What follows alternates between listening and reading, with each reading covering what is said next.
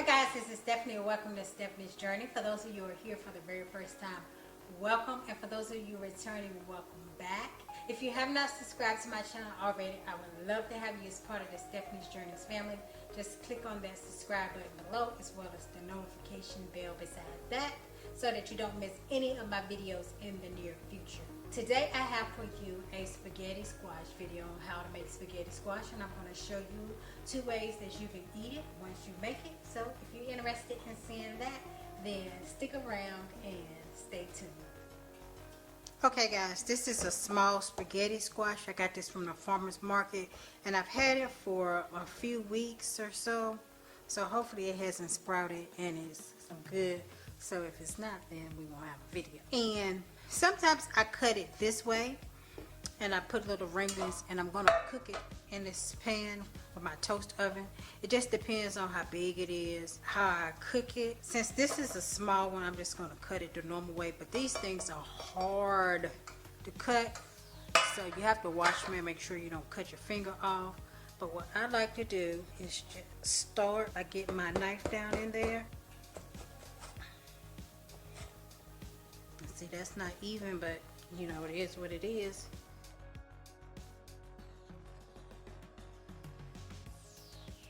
This one ain't cut too bad. Oh good, it hasn't really sprouted, so this one is some good. Okay, I got a spoon. I like to take the guts out. Some people leave them in, but this is a very small one, so it really doesn't have that much to it. A pumpkin is a squash, so it's the same type of seeds. I just made a mess. Same type of seeds, so you can either cook these seeds if you would like, just like you would do pumpkin seeds, because they're the exact same since it's a squash. Okay, so what I like to do is just scrape them out. Yeah, so what I do is take it out. While you're doing this, before you do this, preheat your oven to 375 degrees. Because that's what I'm going to bake it on, and I'm going to bake it in that little pan I'm setting them in. And because this is a small one, I'm just going to do it in my toaster oven instead of doing it in my oven. See, it started to sprout.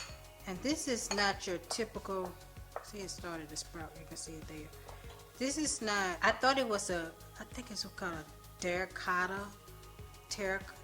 I don't know how to pronounce it.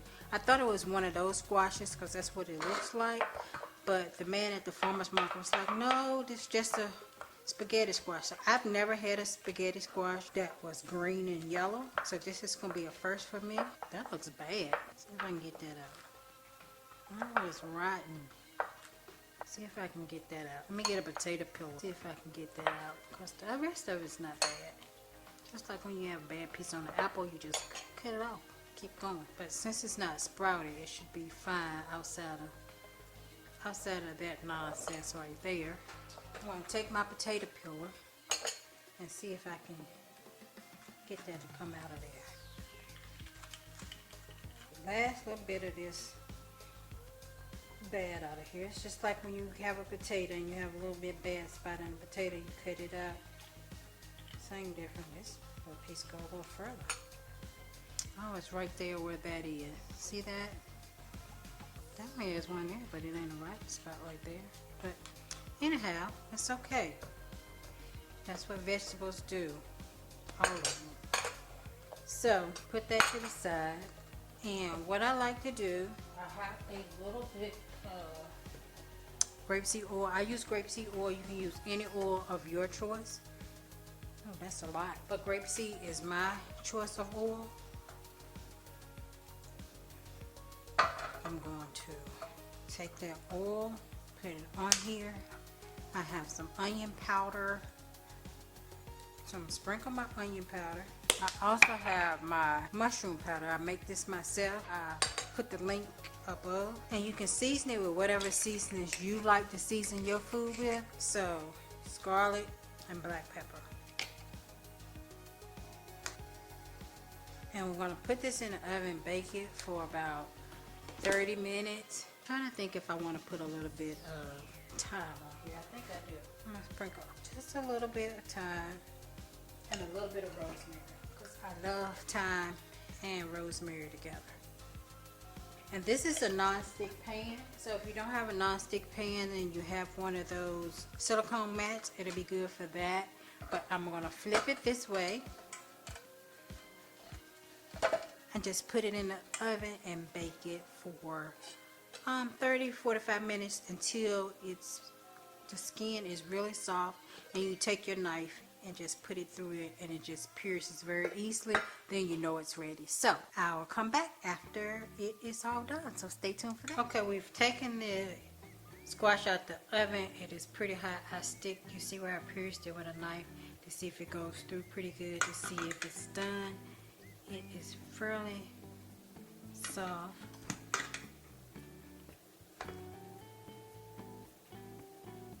And you can see that it is pulling off, and I left it in there about 40 minutes. It takes between 30 and 40 minutes depending upon the size, and since I cooked it in a toaster oven, it probably took a little bit longer than normal. But this is hot, but I'm gonna mess with it anyway, like I'm always doing, eating food hot, messing with it hot. But to cook it, all you have to do, to get it out, all you gotta do is just use a fork and just pull it. And when they're small like this, you can eat it in the bowl or in the shell of it instead of dirtying up dishes if you want to, or you can take it out and put it in something. I like to use them like this. We put a little butter on them and eat them as a side dish, or eat them as a complete meal by putting some vegan meatballs and spaghetti sauce on them and eat them that way. So I'm going to show you both ways. These aren't, I never had this kind, but to me they're not pulling like spaghetti. That's just my personal opinion. This is hot. You should let them cool down before you start messing with them, people. Don't be hard-headed like me and burning your fingers up. But still, you just take your fork and you just scrape and it comes up. But they're so good and sweet tasting. So I hope this tastes the same, since it's not the same color and stuff as the ones I usually purchase. And to me, it's not flaking the same, but hopefully it tastes the same, which is delicious. Oh yeah, it does.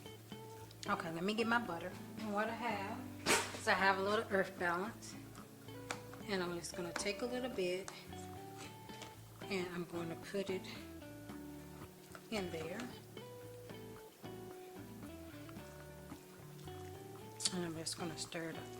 And this will be the one like you eat as a side with just the butter on it, and then you can add a little salt and pepper to your taste if you need any. When you cook it with the seasoning on it, you don't really need that much added to it, in my opinion, and I like to eat it either way. I prefer it just to eat it like this, but if I'm craving spaghetti and I'm trying to stay away from pastas, it's so much I eat them. I still eat them, and rice and everything, but I'm trying not to eat as much because of my being pre-diabetic, so I'm trying to watch all of that. You can just put it like this and just put it right on a plate. You don't have to dirty up any dishes, and eat it like that. Or you can have it like this, and you can put butter on this too if you're going to add the pasta sauce to it if you want to. But I normally don't if I'm going to put pasta sauce on it, because that's enough to put the pasta sauce on it. And here's my pasta sauce. It's vegan, and then these are the Gardein, which are my favorite meatballs. Out of all the meatballs I've tried, I like these the best. I don't know why I got a spoon with a hole in it, but I did. And you just put it over top of it like this, and just have yourself a spaghetti bowl. And the pasta sauce I use is the Classico the most. I like the garlic one because I just freaking love garlic. So yeah, guys, that is how I eat them. So stay tuned and we'll do a taste test. Okay guys, now it is time for the taste test. We're going to start with the one that we use as a side dish. And I have it here. Let's dig in to see what it tastes like. And it's still hot. I did photos, but it's still hot.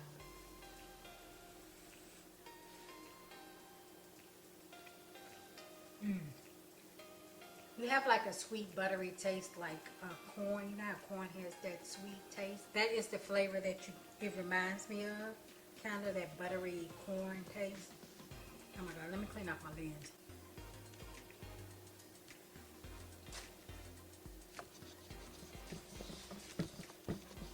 It's absolutely bonkers. But it's a completely different taste. But it's so freaking delicious. I can eat this whole thing by itself, both of them. The one with the pasta sauce on it and the meatballs, as well as the other one. I can eat both of them. I can eat both of them as a complete meal, like a pasta dish with a side, and it'd be just fine. See that? Still piping hot. But it is so freaking delicious. If you have not tried a spaghetti squash, I would recommend getting a small one like this just to try it and cook it and see how you like it, because it's good. If you like, you know, to me, squash, all squash pretty much tastes kind of the same. If you like zucchini and yellow squash, it's more along the line of the sweetness of a yellow squash, summer squash. Some people call it summer squash, some call it yellow squash. But that and zucchini, to me, pretty much tastes the exact same thing. But it's the same thing. It's just a bigger squash. It's all in the squash family, along with the pumpkin, the acorn squash, the spaghetti squash. What's the other one called? I forgot. Butternut squash. Yeah, they're all in the same family, and they all have very similar tastes. So if you like any of those, I would recommend that you try this. But let's give this a taste. It doesn't replace the noodle taste, but if you use it instead of using pasta, I mean, you get the same exact taste. If you get the same feel in your mouth, how the pasta feels in your mouth, you get the same thing from this. And just put your favorite tomato sauce on. And I just love the Gardein meatballs. I've tried other meatballs, but they're just not as good as the Gardein. Comment below and let me know if you tried a very good one that's better than the Gardein one, that you think is better. I've tried the Trader Joe's one. It's like a paper bag. They're not good to me. But the Gardein ones have so much flavor. Now the sun's coming out and it's brightening up. Anyway, that is it, guys. I hope that you guys enjoyed the video. Please check the link up there, the little eye up there in the corner. I'll link you to some other videos of mine that you can check out, or there's a playlist down below. You can check down there and check out some additional videos. And yeah, thank you guys for stopping by. I hope you enjoyed the video, and I look forward to seeing you all in my very next video. Bye-bye.